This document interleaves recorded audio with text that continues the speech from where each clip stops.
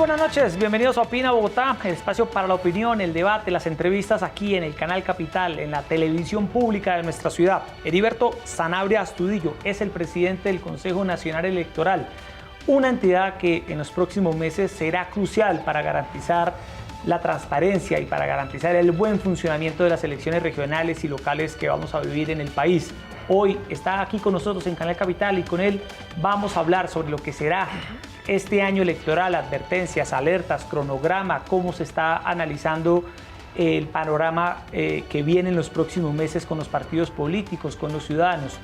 En fin, muchos temas en un año electoral intenso como el que viviremos en este 2019 en el país. Erika Fontalvo, muy buenas noches. Entre otras cosas, Yesid, sí. ¿Qué tal? Muy buenas noches, porque ya se fijaron los topes para las distintas campañas electorales a los distintos cargos de elección popular. Y mañana 26 de febrero, hay una fecha importante, es el plazo que tienen los partidos, los movimientos políticos, los grupos significativos de ciudadanos para comunicar por escrito al Consejo Nacional Electoral su decisión de participar en las consultas internas que este organismo ha abierto para el próximo 26 de mayo, con la posibilidad de darles la oportunidad de que escojan mediante esa consulta a sus candidatos para las elecciones de octubre. Sin embargo, en una carta enviada al Consejo Nacional Electoral, varios sectores políticos han expresado que hay unas condiciones muy difíciles de cumplir y que no lo harían. Así que es clave conocer la posición del Consejo Nacional Electoral en torno a este tema, si se van a flexibilizar esos requisitos o se va a ampliar el plazo para que puedan mostrar su interés por escrito de participar en una eventual consulta el 26 de mayo. Así es, Erika, el nuevo presidente del Consejo Nacional Electoral, que viene ocupando el cargo desde septiembre, el doctor Heriberto Sanabria Astudillo, fue representante a la Cámara, Erika, por el Valle del Cauca, concejal y alcalde del municipio de Florida Valle, fue también diputado a la Asamblea del Departamento, secretario general de la Superintendencia de Vigilancia y Seguridad Privada, es abogado de la Universidad Externado, tiene varias especializaciones, fue asesor en la Contraloría, en el Ministerio de Transporte, en fin, una larga experiencia en el servicio público. Presidente, bienvenido a Canal Capital, buenas noches. Buenas noches, Jessy, buenas noches, Erika. Muchas gracias por permitirme estar en este espacio tan importante de Opina Bogotá. Bueno, iniciemos con el calendario. Erika lo advertía, este 26 de febrero, o sea, mañana martes 26 de febrero, se vence un plazo para que los partidos políticos le manifiesten al Consejo Nacional Electoral si van a realizar o no consultas para escoger a sus candidatos. Aquí se habla también de consultas entre diferentes partidos, las famosas consultas interpartidistas. Faltan 24 horas. ¿Cuántos partidos políticos en todo el país, en todo el territorio nacional, han expresado su voluntad de realizar consultas, presidente? A pocas horas de finalizar esta fecha, para que los partidos y movimientos políticos le anuncien al Consejo Nacional Electoral si van a acogerse al sistema de consultas para escoger candidatos o para definir directivas de los partidos, ningún partido o movimiento político le ha manifestado por escrito al Consejo Electoral si van a asistir o no al mecanismo de consulta popular interna o abierta. ¿Están fundadas esas inquietudes o digámoslo más coloquialmente, ese malestar que han expresado los distintos partidos políticos, conservador, liberal, Polo Democrático, Alianza Verde, Cambio Radical, la U, el Centro Democrático, señalando, presidente, que es que son bastante complejas las condiciones, los requisitos fijados por el Consejo Nacional Electoral? ¿En qué consisten precisamente esos requisitos, esas condiciones que a ellos los están echando para atrás en su consideración de presentarse? Muy sencillo, ellos deben mañana notificar en qué municipios de Colombia, en qué departamentos de Colombia van a acudir a la consulta. Pero no solamente decir si van a acudir a la consulta, sino qué clase de consulta van a hacer y con quiénes van a hacer la consulta. Si la van a hacer internamente entre cada partido para escoger entre ellos sus candidatos o si van a ir a una consulta interpartidista. Esto lo que nos deja evidenciar es que aparentemente, supuestamente, los partidos tienen muy crudo el tema de las coaliciones, el tema de las definiciones al interior de cada partido, pero nosotros tenemos un principio, y es el principio de la planeación. Ni el Consejo Nacional Electoral ni la Registraduría Nacional del Estado Civil pueden improvisar en este tipo de mecanismos. ¿Por qué? Porque se necesitan definir los censos, cuántos puestos electorales se van a establecer en el país, se necesita definir cuántas tarjetas o tarjetones electorales se van a imprimir, y en eso no podemos improvisar. No nos puede pasar como en el pasado reciente, donde se convocó una consulta de un partido, se gastaron 30.000 millones de pesos y solamente participó un número muy reducido de ciudadanos. O en otros se acabaron los tarjetones. En otra elección se acabaron los tarjetones. No queremos improvisar. Presidente, si los partidos políticos le piden un plazo para hacer público este interés de las consultas al Consejo Nacional Electoral, ¿qué plazo máximo le daría a la autoridad que usted preside para que se haga expreso ese interés? Y usted ha sido una persona que ha ocupado cargos de elección popular, se ha medido en las urnas y conoce muy bien la dinámica de los partidos. ¿Por qué cree que faltando 24 horas no se ha dicho nada al respecto? Indudablemente, lo puedo decir con toda la autoridad, al interior de los partidos no hay consensos. Al interior de los partidos ha habido de pronto improvisación en este tema, de auscultar en los distintos municipios de Colombia cuál va a ser el cruce o coaliciones entre partidos, o entre los mismos partidos al interior si van a hacer una coalición. Esto es muy mal reflejo de lo que significa la organización interna de los partidos, y en el caso de que se nos soliciten un plazo, pues esa es una decisión de la sala plena en el día de mañana, y seguramente máximo estaríamos otorgando un plazo de 8 días máximo. Pues, insisto, porque es que necesitamos con la registraduría definir cuántas mesas electorales se van a instalar el 26 de junio, que es el día de la consulta. 26 de mayo. De mayo. ¿Cuántas mesas se van a instalar el 26 de mayo? ¿Cuántos jurados de votación vamos a necesitar? ¿Cuántos tarjetones vamos a necesitar? Y eso no es de la noche a la mañana. Para ello necesitamos una planeación, y la planeación exige indudablemente que los partidos nos indiquen en dónde van a hacer las consultas y qué clase de consultas van a hacer y entre quiénes van a hacer la consulta. Está cogiendo como la tarde, Erika, me da la impresión. Esto solía pasar en años anteriores. Hace 4 años, los partidos decían entre quiénes iban a hacer la consulta. Este año no sé. Pero se demoraron igual que esta. No, es primera vez. Que se demoran tanto en manifestar. Y además han expresado, como decíamos antes, ese malestar diciendo, no, es que el Consejo Nacional Electoral está poniendo como muchas trabas frente a este tema. No es traba, es orden. Hemos llegado a ponerle orden a la casa, porque es que el Consejo Nacional Electoral es una corporación que goza de poca credibilidad ante la opinión pública. Es una entidad que, tenemos que decirlo, goza de poca confiabilidad en la opinión pública colombiana. Y este nuevo Consejo Nacional Electoral, una de las misiones fundamentales que tiene es recuperar la imagen de la entidad, recuperar la credibilidad y la confianza de los colombianos en el Consejo Nacional Electoral.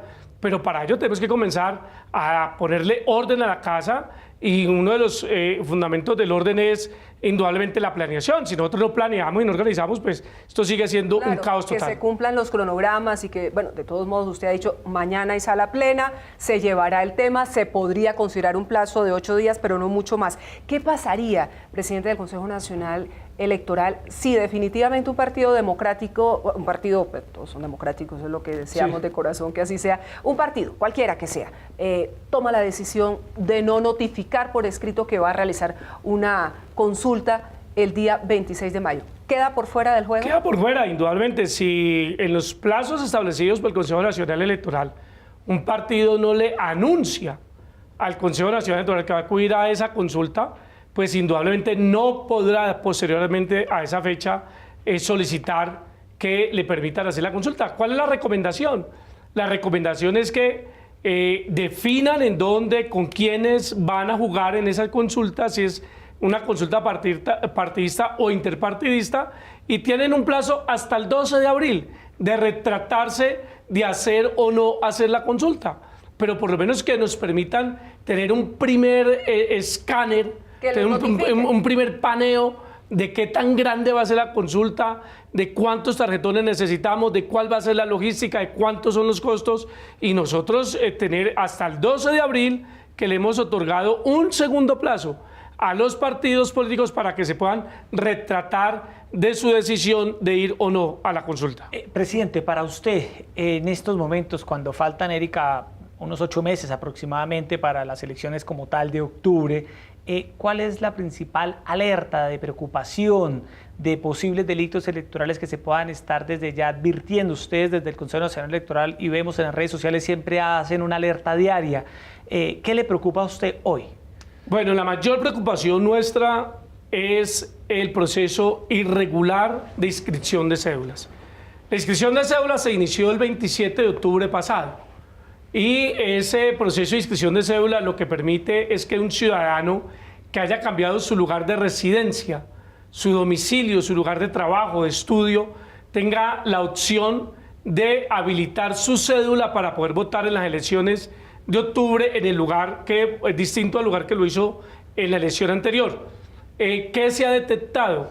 Que en algunas ciudades como Manizales, Cali, Cúcuta, se ha disparado la inscripción de cédulas con relación al proceso de hace 4 años. El referente nuestro es el 2015, que fueron las elecciones regionales y territoriales del 2015.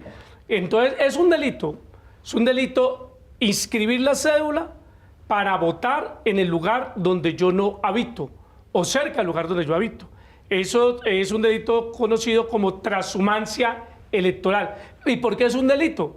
Porque yo no puedo incidir en la escogencia de una autoridad de un territorio en el que yo no vivo.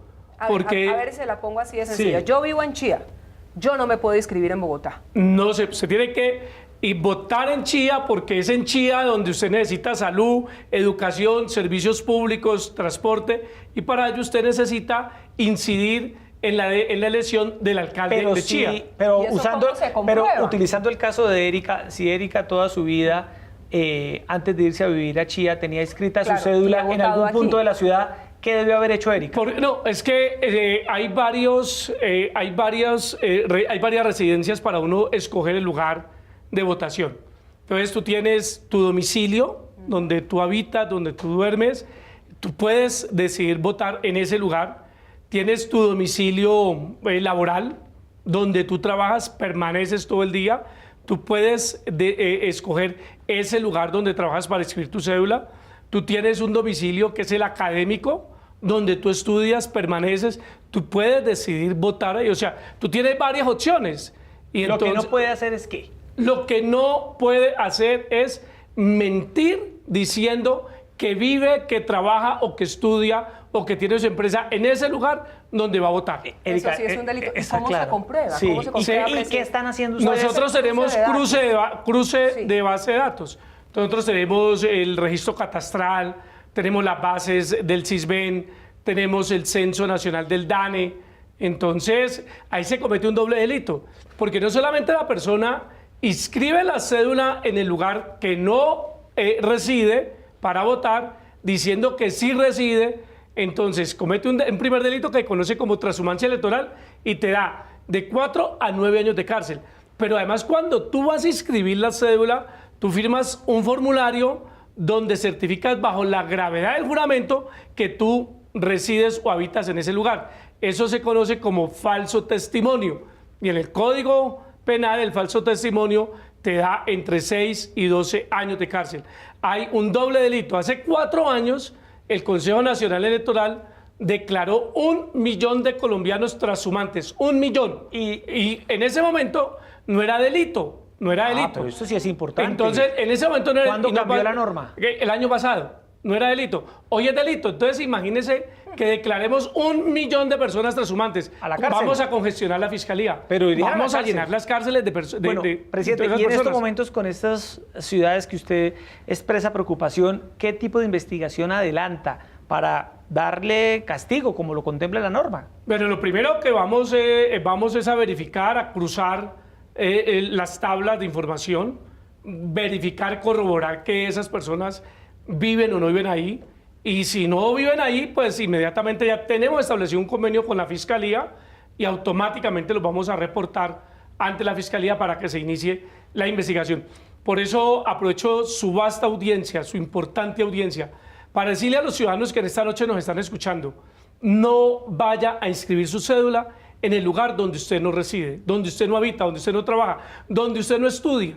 Porque si usted hace eso, está pisando el Código Penal. Y si usted está pisando el Código Penal, está cometiendo un delito que le significa de 4 a 9 años de cárcel y de 6 a 12 años de cárcel.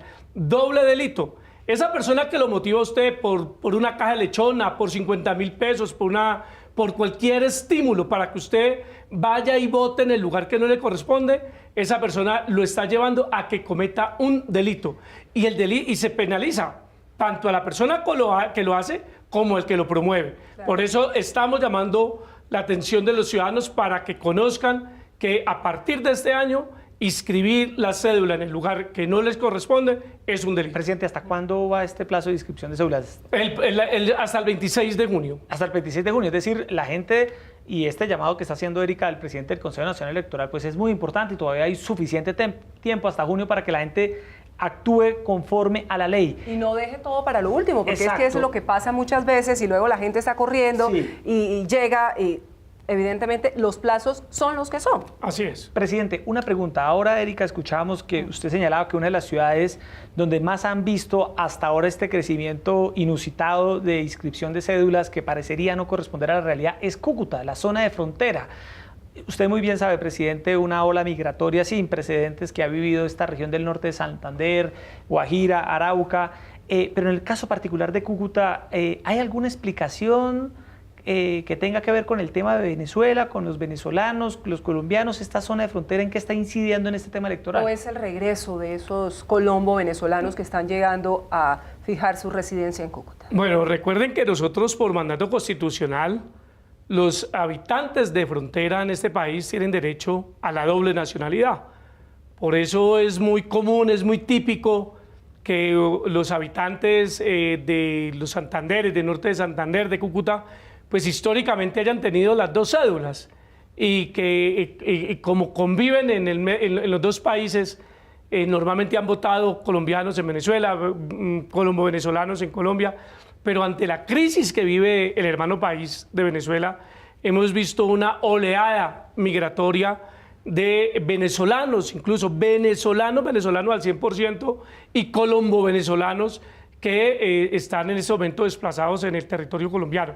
Pero donde más se ha reflejado el incremento de la inscripción de cédulas es en Cúcuta y hemos considerado que el factor fundamental es la crisis que vive Venezuela, donde seguramente muchos venezolanos que se han cedulado en Colombia, muchos colombo-venezolanos que seguramente han renunciado ya a la nacionalidad colombiana y se han quedado solo con la colombiana, pues hoy van a ejercer su derecho al voto de manera normal. Ese es un análisis muy detallado que tenemos que hacer, porque tampoco les podemos negar el derecho a votar. Si regresaron a su país, quieren votar, está corroborado, está verificado que se regresaron a Colombia, que retornaron, pero tenemos que verificar y esa es una de las labores que en ese momento está haciendo el Consejo Nacional Electoral. No necesariamente hay una irregularidad detrás de esto. No necesariamente, esa es la tarea que tenemos que hacer porque lo que tiene que hacer el Consejo Nacional Electoral fundamentalmente es garantizarle el derecho a el voto a los ciudadanos, garantizarle, esa es la labor nuestra, garantizar ese voto, pero que ese voto se realice dentro de las reglas y las normas y las leyes que tiene establecido nuestro régimen electoral. Es decir, ese caso de Cúcuta, Erika, podría tener una explicación, pero por ejemplo el caso de Manizales que usted señala, o el caso de su tierra, en Cali, ¿qué habría allí? ¿Qué estaría ocurriendo? Esos son fenómenos que sí llaman mucho la atención, porque no creo pues que ahora nos vengan a decir que es que en Manizales hay muchos venezolanos o en Cali hay muchos venezolanos. Entonces son fenómenos de mucho análisis y más aún cuando en el caso, por ejemplo, del Valle del Cauca, que es un territorio en el Pacífico colombiano que históricamente tenía el problema del desplazamiento por la violencia, pero pues acabamos de vivir las elecciones más pacíficas en toda la historia del país, que fueron las elecciones de presidente. Nos preocupa muchísimo que los índices de inscripción de cédulas en Manizales, que es una ciudad tan normal en el proceso del comportamiento electoral, se presente este elevado número de inscripción de cédulas y en Cali. Vamos a destacar un equipo especial para esas dos ciudades y para las otras poblaciones donde veamos que se presenta esta e inusitada inscripción de cédulas. Claro, presidente del Consejo Nacional Electoral, Heriberto Sanabria, ¿le preocupa, le genera inquietud algo que ya nos habían expresado en este espacio y así del año inmediatamente anterior en torno a esos candidatos que recogen firmas? Eso no está mal. Lo que pasa es que hay muchos de ellos que por las razones que sea, bien sea porque el Consejo Nacional Electoral le quitó su personería jurídica, por ejemplo en el caso de Colombia Humana, y que han dicho vamos a presentar nuestros candidatos por firmas. Hay otros candidatos que no están avalados en este momento por ningún partido político. Terminemos todos los ciudadanos firmando en esos listados que luego llegan a la registraduría y se comprueba que un mismo ciudadano firma 3 y 4 planillas. Bueno, primero quiero hacer una anotación. El Consejo Nacional Electoral no le quitó la personalidad jurídica a la Colombia Humana y voy a brevemente a explicar qué pasó en ese caso. La Colombia Humana, el magistrado Novoa, en el anterior Consejo Nacional Electoral, él por iniciativa propia elaboró un proyecto de resolución para otorgarle la personalidad jurídica a la Colombia Humana. En este nuevo Consejo Nacional Electoral se un recurso de reposición a esa negativa de otorgarle la personalidad jurídica y en la resolución, en el resuelve de este recurso, este Consejo Nacional Electoral consideró que el ex magistrado Novoa no era la persona indicada para actuar en una causa ajena. Por lo tanto, el ex candidato presidencial Gustavo Petro le solicitó a este nuevo Consejo Nacional Electoral, él como doliente, como líder, como jefe de la Colombia Humana, que se le otorgara la personalidad jurídica. El artículo 108 de la Constitución Nacional establece claramente cuándo el Consejo Nacional Electoral le puede otorgar personalidad jurídica a un partido o movimiento político. Ahí hay unos requisitos, amigo televidente. En este momento, acuda al Google, a la Constitución Nacional, busque el artículo 108. Y el artículo 108 de la Constitución Nacional es muy claro. Dice que el Consejo Nacional Electoral le otorgará personalidad jurídica a aquellos partidos o movimientos políticos que en las elecciones de Congreso hayan obtenido el 3% de los votos válidos. La Colombia Humana no participó en la elección de Congreso. La Colombia Humana participó en la elección presidencial y no en la elección de Congreso.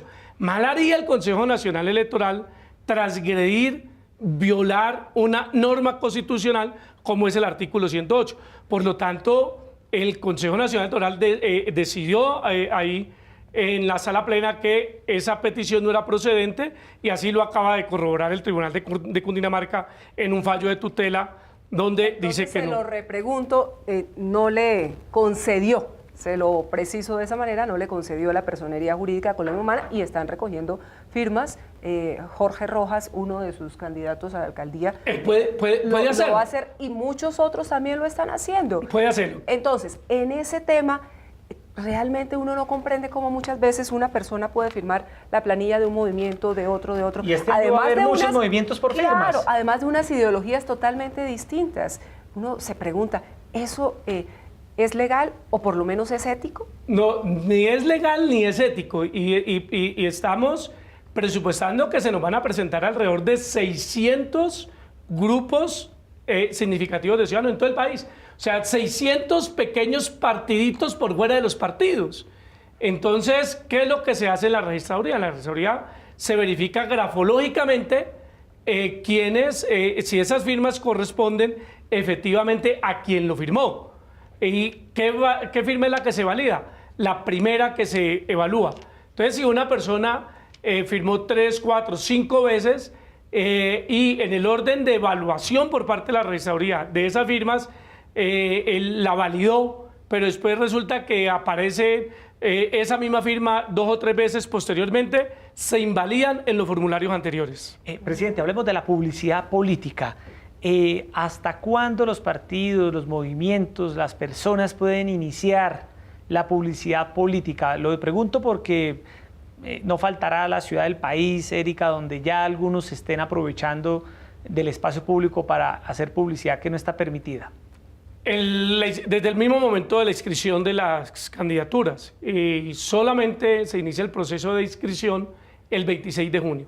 Todo lo que se haga antes del 26 de junio es ilegal, es indebido, es una práctica por fuera de las normas electorales en materia de publicidad. ¿Por qué? Porque uno... Pero una pregunta, qué pena, presidente, pero las consultas que se van a votar en mayo, ellos pueden hacer. ¿A partir de cuándo los que van a ir a consulta? Después del 12 de abril. Pueden hacer publicidad para las consultas. Sí, porque la consulta es en mayo. Y del 26 de junio en adelante los que ya queden para octubre. Definitivos que van a la gran final, que es el 27 de octubre. Yo soy ciudadano y en una calle de Bogotá veo, Erika, una publicidad política que no corresponde a estos cronogramas. ¿Qué debo hacer y qué le pasa a ese partido, a ese candidato o candidata? Pues si usted, amigo ciudadano, mañana en la mañana va por la Caracas o por la Séptima o por cualquier lugar de las calles de este país y se encuentra con una publicidad, con una valla, con un pasacalle, con un afiche, con un volante, invitando a votar con claridad, la publicidad que tenga el logo de un partido, el nombre de un candidato, el cargo al que se invita a votar, eso es publicidad política. Tómale una foto, por su WhatsApp lo envía al Consejo Nacional Electoral e inmediatamente el Consejo Nacional Electoral procede a abrir la investigación contra ese candidato y contra ese partido. Sanciones que por lo general son sanciones pecuniarias, son multas muy altas y además de la sanción social que se le impone a esa persona, porque no es lógico que una persona que aspire a ser parte de la estructura del Estado, que aspire a ser ejemplo, líder en la administración pública, pues de entrada comience violentando las normas en materia electoral. Bueno, hay otro tema también, ya que usted habla de cifras multimillonarias las que rodean a todas estas campañas electorales. El Consejo Nacional Electoral definió los topes de campaña para las elecciones regionales. Hubo incrementos importantes en relación con campañas de años anteriores. ¿Cómo lograr realmente que estas campañas no se desborden y a veces tengan unos gastos muy superiores a los topes que se fijan, pero parece que no ocurre nada en torno a ese gasto que uno ve en publicidad, en la campaña y en muchos otros mecanismos a los que acuden los partidos o los candidatos para darse a conocer? Ese es el llamado que le hemos hecho al Gobierno Nacional y al Ministerio de Hacienda. El músculo institucional del Consejo Nacional Electoral es muy débil para poder llegar a muchas regiones de Colombia. Nosotros tenemos una asesoría que es la de Inspección, Control y Vigilancia, que es la encargada de hacerle la vigilancia a esos comportamientos. No se justifica, por ejemplo, que un candidato en una ciudad X tenga 10 vallas, 20 vallas o tengan en todo el país 100 vallas, cuando mensualmente el alquiler de una valla son 5 millones de pesos. Entonces, el solo hecho, es que eso es muy visible.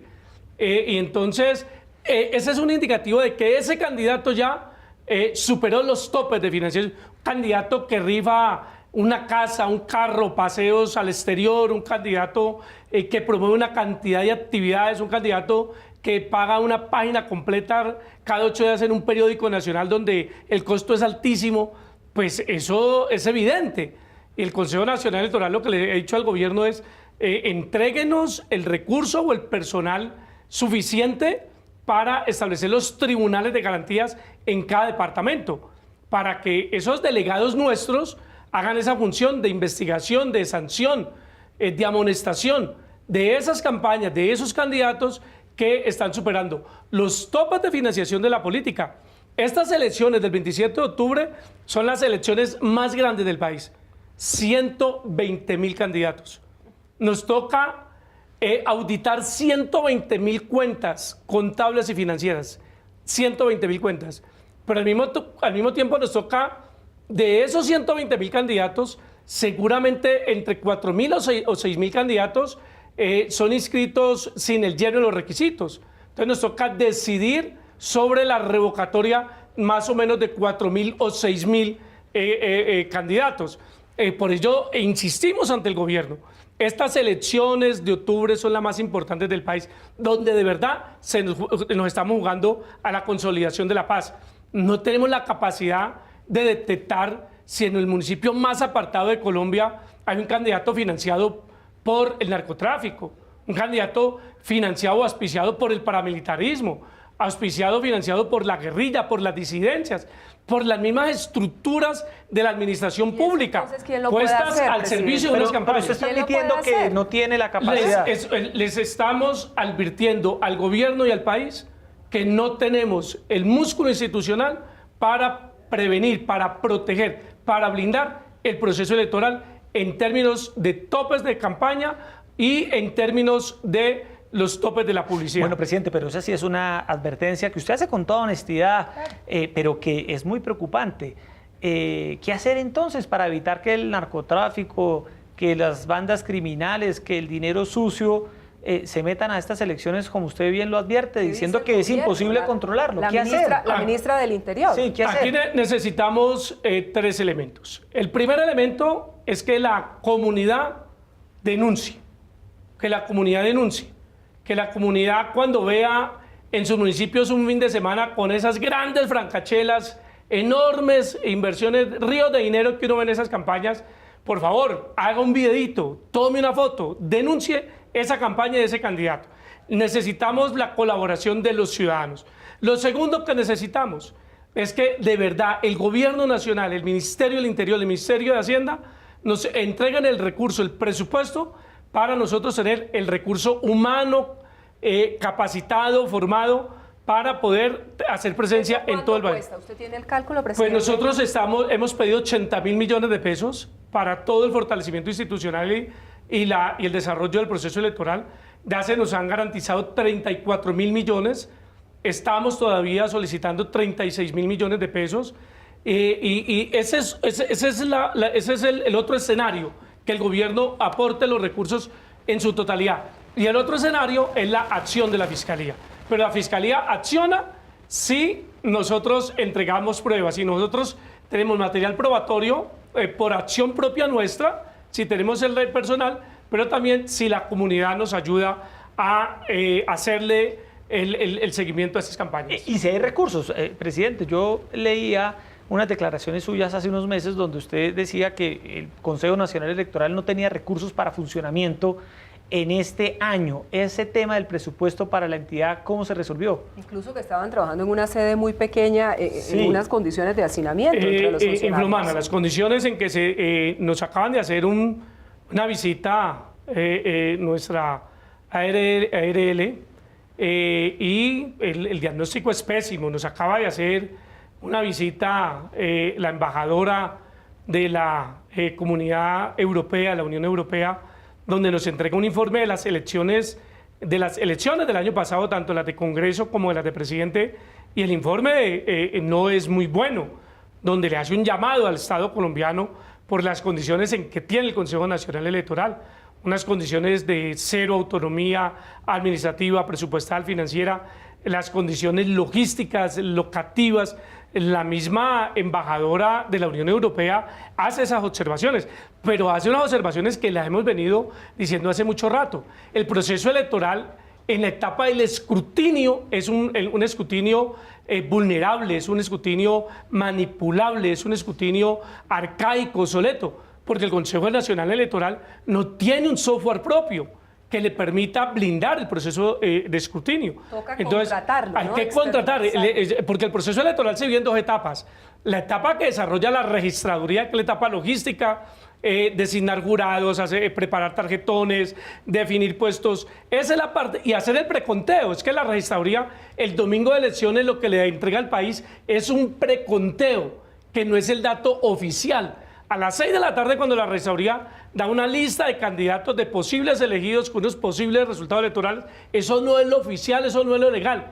El que entrega el dato legal y oficial es el Consejo Nacional Electoral. Y usted dice que no tiene ahorita un y software. no tenemos las herramientas para ello. Bueno, pero Y no, presidente, le advertimos, pero esta es otra segunda advertencia pero esto muy... lleva mucho tiempo y Claro, el gobierno pero- ha dicho no hay plata. Y no hay para plata. Lo comprar un advertimos, software nuevo. no garantizamos que en los 1.102 municipios de Colombia podamos nosotros detectar, identificar y perseguir el ingreso de dineros indebidos a las campañas políticas.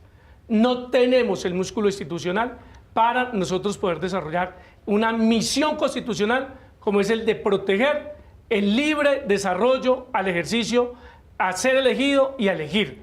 No tenemos el músculo institucional. Igualmente, no tenemos en ese momento las condiciones técnicas, tecnológicas, un software propio del Consejo Nacional Electoral, como lo dijo el Consejo de Estado en la sentencia del partido Mira. Es que el Consejo de Estado ya lo advirtió, el Consejo de Estado ya lo solicitó en una sentencia del partido Mira.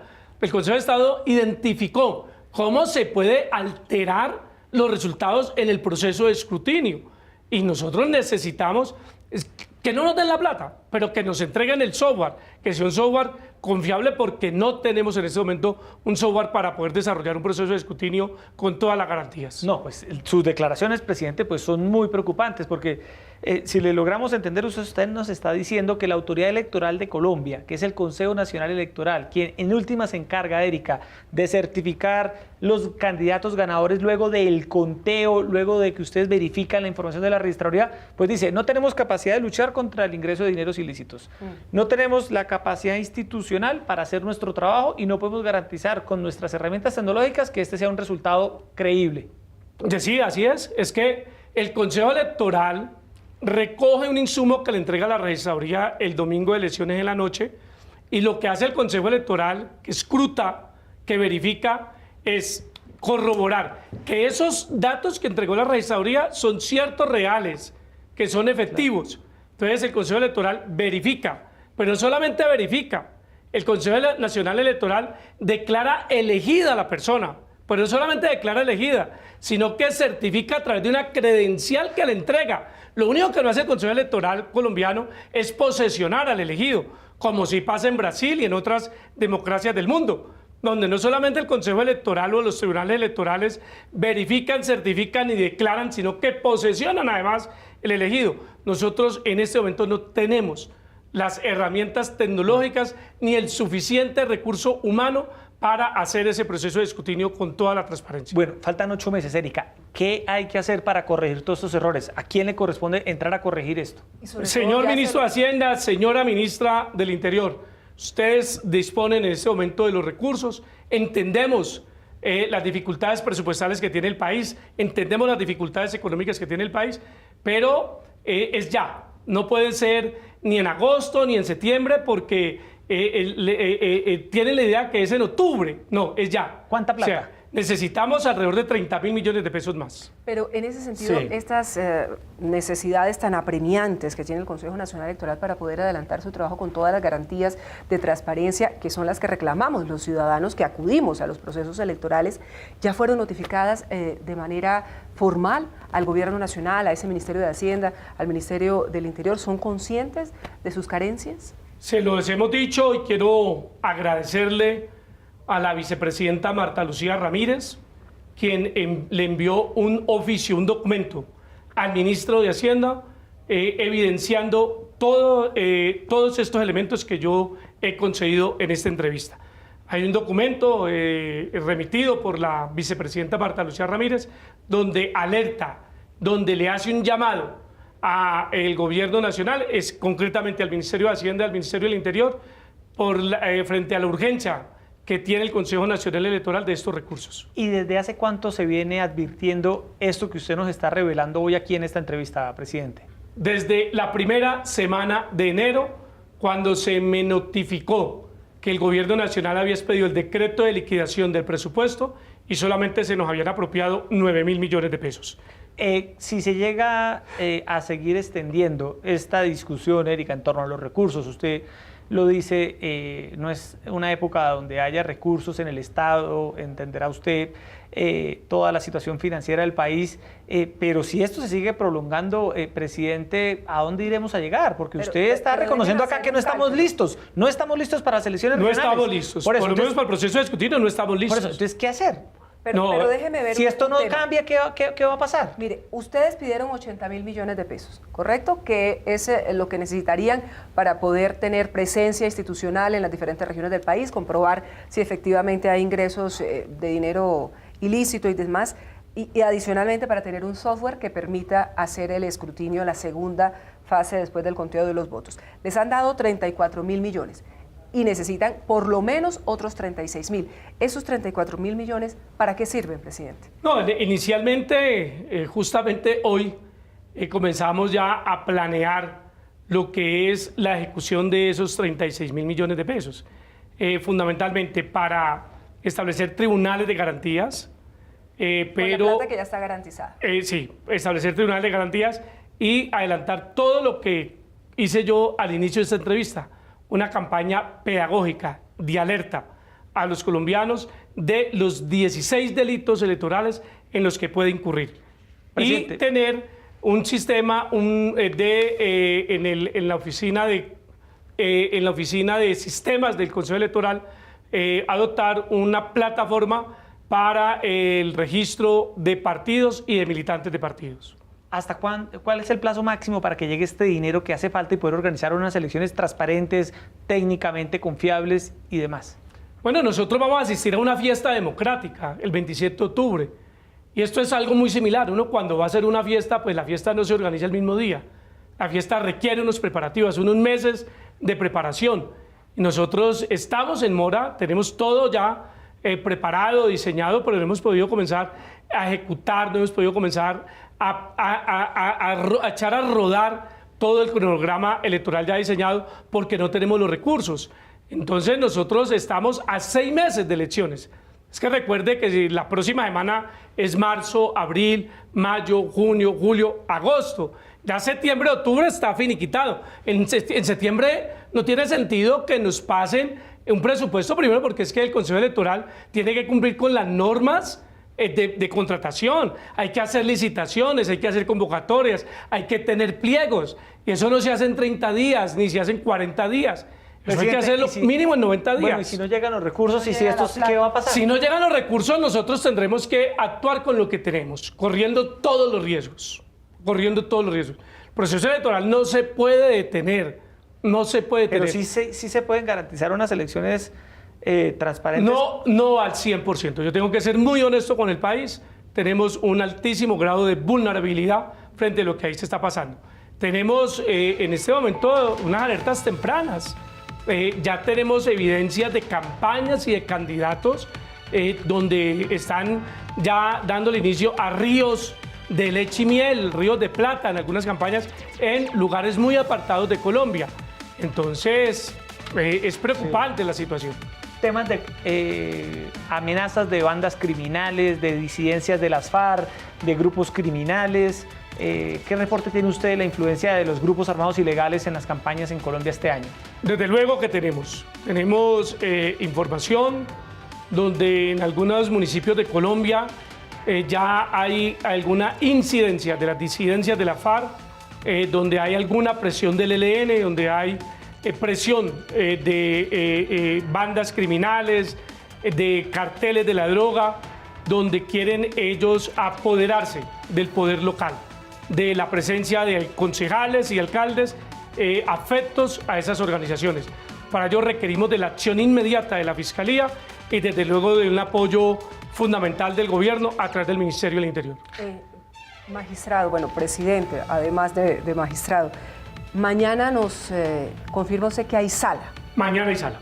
Y se va a tocar, bueno, este tema del que hablábamos anteriormente, pero adicionalmente hay otro tema que también el país está a la espera de conocer, Yesid, es el trámite que el Consejo Nacional Electoral le debe dar a esa solicitud de la Contraloría Distrital, de la Contraloría de Bogotá, en el caso de el dinero de la reposición de votos de la campaña del hoy senador Gustavo Petro, de su campaña presidencial, si no estoy mal, de la primera vuelta, porque la Contraloría reclama esos fondos para cubrir unos temas relacionados con unas multas impuestas al señor Petro. ¿Mañana se va a tocar ese tema? Sí, mañana vamos a poner en conocimiento de la sala el oficio que nos envió la Contraloría del Distrito de Bogotá, pero también vamos a poner en conocimiento de la sala plena el oficio que nos hizo llegar el Banco de Colombia y el oficio que nos hizo llegar otro de los proveedores de la campaña de Gustavo Petro.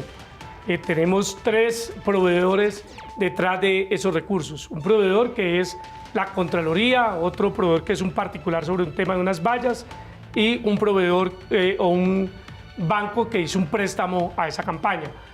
Será la sala plena en su sabiduría y en los análisis jurídicos y constitucionales que decía qué se va a hacer en esos casos.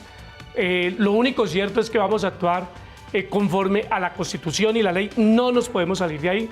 Aquí no puede haber una decisión de carácter político, con sentimiento político. Aquí el Consejo Nacional Electoral tiene que darle las plenas garantías, el debido proceso al excandidato Gustavo Petro. Que tenemos que proteger los derechos a la Contraloría, los derechos al banco y los derechos a los proveedores.